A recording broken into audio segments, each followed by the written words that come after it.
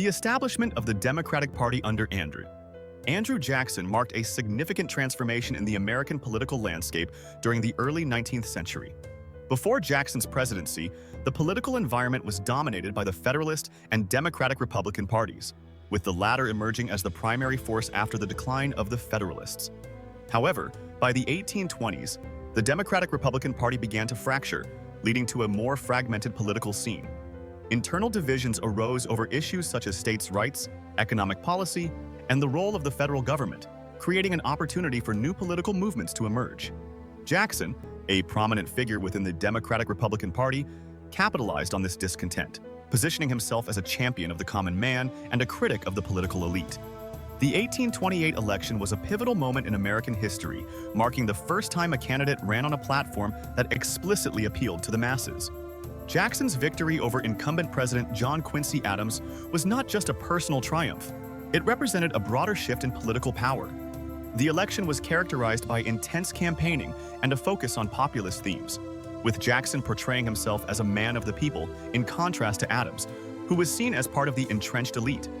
This election mobilized a diverse coalition of voters, including farmers, laborers, and urban workers who felt marginalized by the existing political system.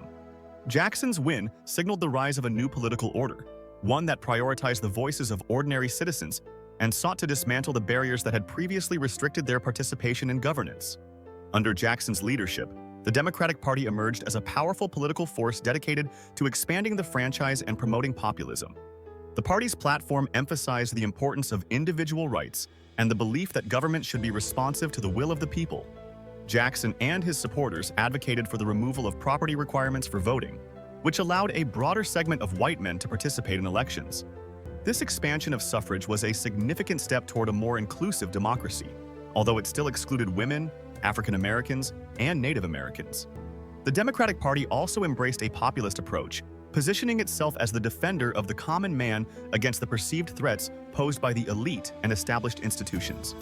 Jackson's administration implemented policies aimed at reducing the influence of the national bank and promoting economic opportunities for ordinary citizens. This commitment to populism resonated with many Americans, solidifying the Democratic Party's identity as a champion of the people.